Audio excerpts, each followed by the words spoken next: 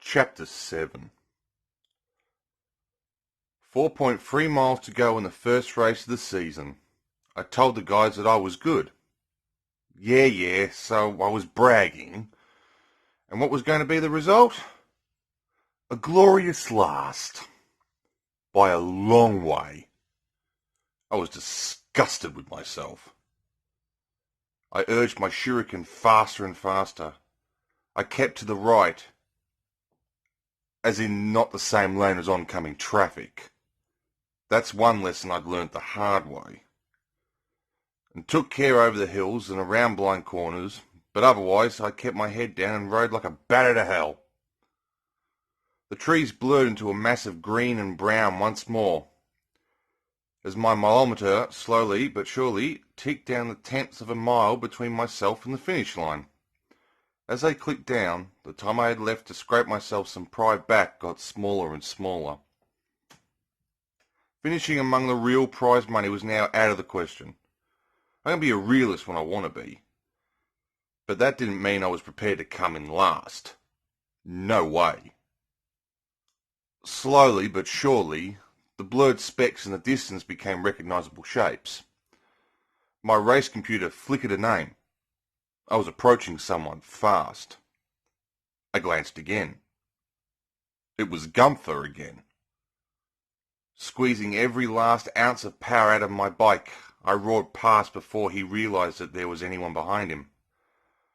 I guess he'd left me for retired. No one says dead. It's too much like tempting fate. Back at that hill, and had settled for 14th place himself. "Sorry, buddy," I muttered under my breath. "You're not going to find player collecting any booby prizes." And on I rode. Faster. Faster.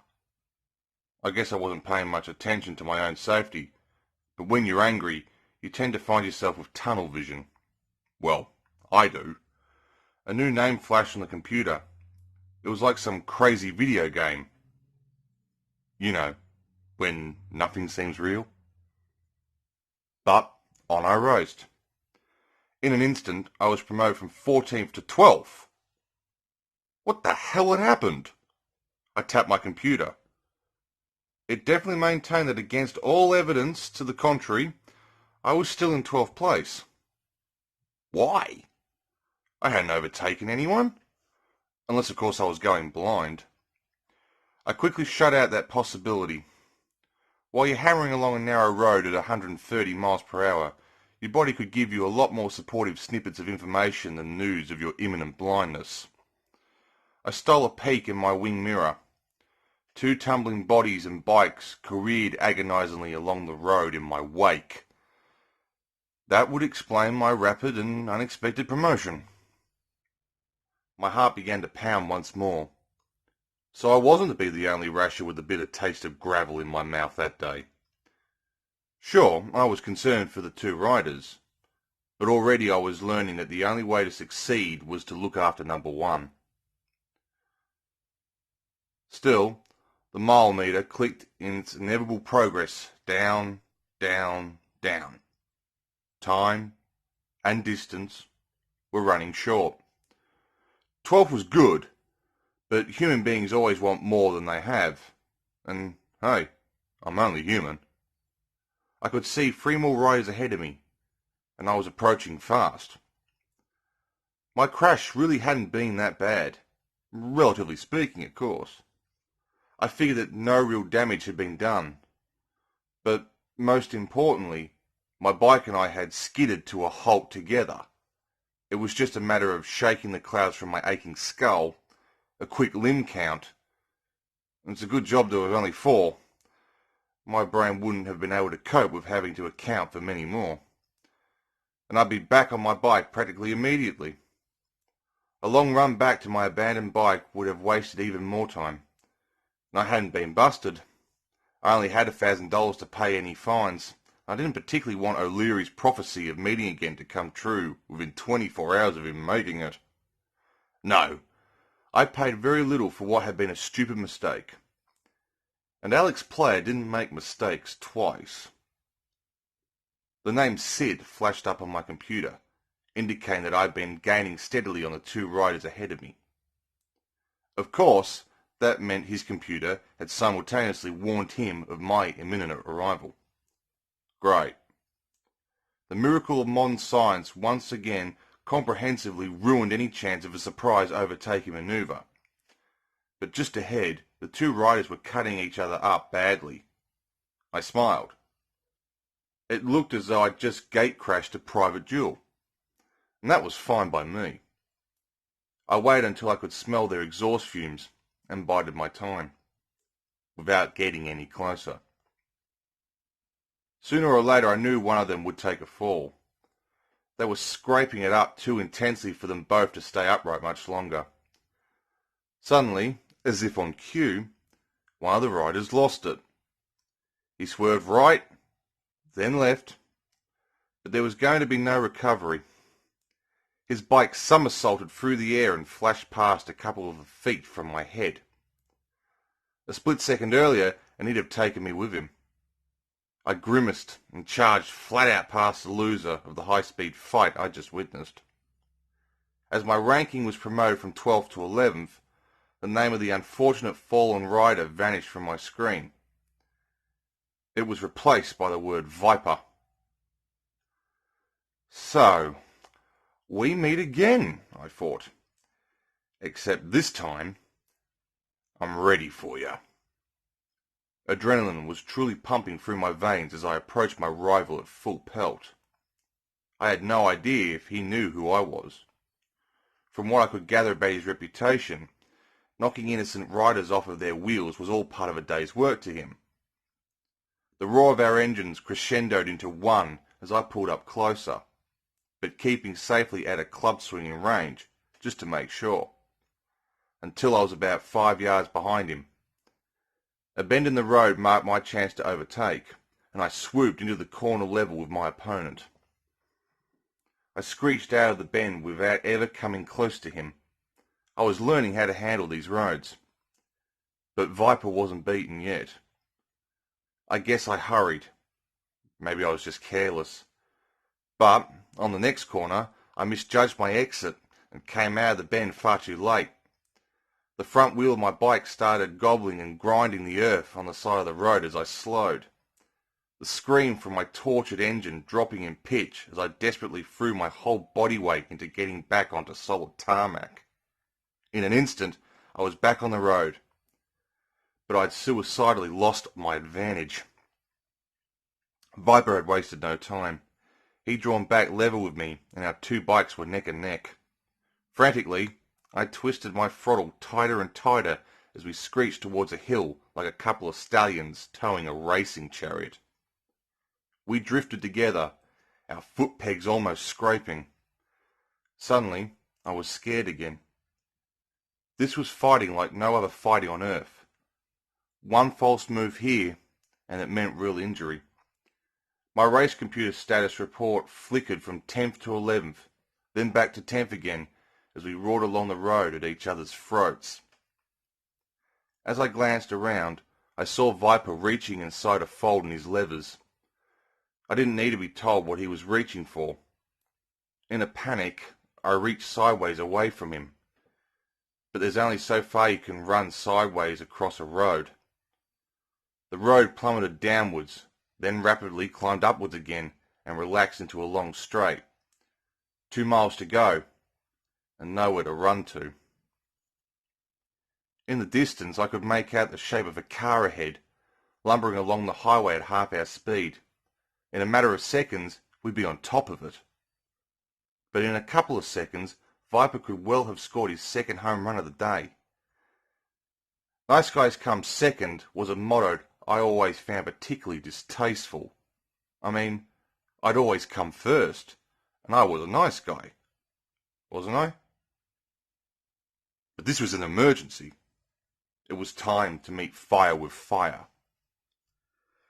Oh boy, I thought to myself. If Mother could see me now, she certainly wouldn't approve of what I had in mind. Viper was on the right of the road. I was on the left. The car ahead grew closer and closer. I pulled further and further left across the road. I was almost scuffing the verge. If I could just time this right. Viper followed, just according to plan.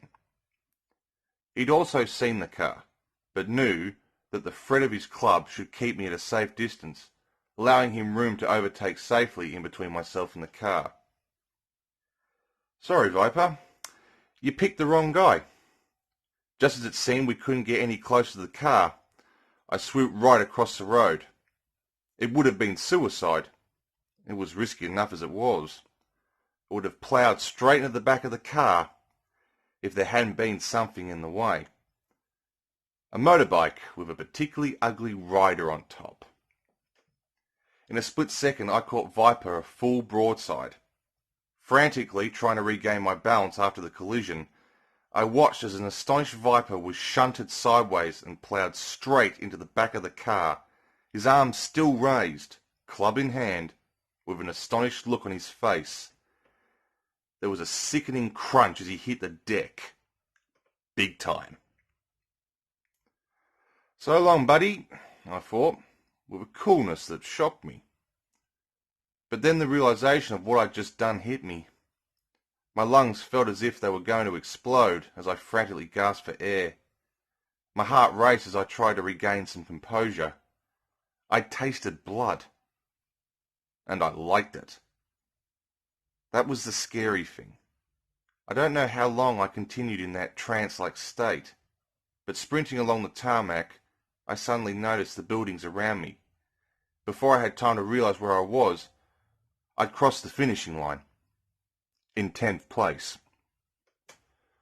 I raised my arms and punched the air. I'd made it! I'd completed my first road rash, and I was hungry for more. Joy swept through my body as I laughed out loud. The tension flowed from my crumpled arms and legs as I cruised to a halt. So I'd survived it. My first real race of what would turn out to be a long, too long, career. I took off my helmet, shook my head and gasped in the fresh air. I could see Shiva celebrating on the winner's rostrum. A jubilant Slater bounded over to me and slapped me on the back. By some fluke, he was more amazed than anyone else, he'd managed to earn himself a place in the rankings and was proudly brandishing a roll of notes. "Well done, kid," he beamed. "I heard a vicious rumour that you'd wiped out the start." He winked at me. "But I kept my faith. Come on, I'll buy you a drink." As we wandered off, I glanced back at Shiva. My time will come, I vowed to myself. But things were going to get harder. A lot harder. I hadn't bargained on Viper sticking around to get his revenge. Chapter 8. That first ever road rash changed me. I can't explain why. Not really. But I knew that I could never be the same guy again. Blazing a flaming hot trail along that stretch of road like a bat out of hell, hot on the heels of the 14 other races, was a sensation that I knew I'd never be able to get enough of. I don't know. In a way, it was like being a kid again, I guess. Stealing apples from some old woman's garden, or sneaking out your window at night to meet your friends. The thrill of the forbidden fruit. Sitting around the fire, back at the camp with Slater and a couple of the others, I tried to rationalise my emotions. Okay, so part of the thrill was that rashing was illegal. But that didn't explain everything. Partly it was just the joy of pushing a race-prepared bike to the limit, and partly it was the feeling of belonging to an institution, almost being a part of history. Yeah, I think that was it. That was the hook. The few members of the public that I'd had a chance to talk with confirmed my suspicions. The road rashes was particularly an American national institution. The locals talked of the first rash of the season as they would talk of the 4th of July. Everyone just seemed to accept us as if we had every right to tear up and down the highways at suicidal speeds. And despite all the clashing of egos, bitterness and aggression between some of the riders, there was a very warm feeling among the group I sat with that evening. Slater and I were finishing our drinks when some of the other riders pulled up at the camp. They'd been celebrating in the village. After parking their bikes, they wandered over and joined us to swap notes on the race. Slater introduced me to the other riders I hadn't met, and we said our hellos. There was Rex, Rude Boy, and Axel, and a few guys whose name I didn't catch. From the other side of the campfire, a guy called Lester had caught my eye, and he continued to stare at me. Then he spoke. "So you're the guy that did Viper," he announced mechanically. All eyes turned in my direction. I had no idea how Slater and the guys would react to this. I hadn't told anyone, and I figured that Viper certainly wouldn't have admitted to being totaled by a rookie. The fire crackled and spat as I attempted to figure out what I should admit to. Was I one of the good guys or one of the bad guys? I hadn't had that much time to think about it. But the way I figured was this. You could either go all out to knock everyone around, but that would win you no favours in subsequent races. Or you could make like a wimp and let the bad guys walk all over you. And that wasn't for me. Sorry, but if that makes me a bad person, then I can live with it. So I figured on adopting a middle-of-the-road approach. If someone took a swipe at me, then I'd give as good as I got in return. That sounds fair, doesn't it? And if these guys didn't think that way, well, then I guess I'd have to find some new friends. Yeah, too right. He was acting like a lunatic. I defended myself. "Tell me about it," sighed Lester. "Let me get you a drink. I figure I owe you one." As he stumbled off towards a tent, he got himself a pretty bad limp. The others demanded to know what had happened. But I wanted to know why Lester had been so sympathetic. And would the others feel the same way? I told him the story. I don't think I exaggerated too much. And at the end I looked around at my colleagues apologetically. What would they say? I mean, even I could see that it was a pretty low-down stunt to play on someone. And maybe Viper was a friend of theirs. After all, they'd been racing together for years. I was just the jumped-up new kid on the block. There was silence. "Congratulations, kid," grinned Slater. "That jerk's had it coming to him for a long time now. But I never figured on you being the one who dollored out to him." The others joined in his praise, and I breathed a sigh of relief. Lester returned with some drinks and explained how Viper had clubbed him while they'd been scrapping for 10th place. He'd taken a bad fall, but was okay. I told him I'd seen it all. Lester's eyes narrowed, and he looked me up and down appraisingly. He looked up at the stars. "You ain't seen nothing yet," he murmured. I should have recognised the warning, but the night was young, and underneath the moon and stars I let the warmth of the fire and the friendly conversation wash over me. I fully intended celebrating. "Oh, and Natasha? I was just playing it cool. It's not that I was scared to talk to her or anything.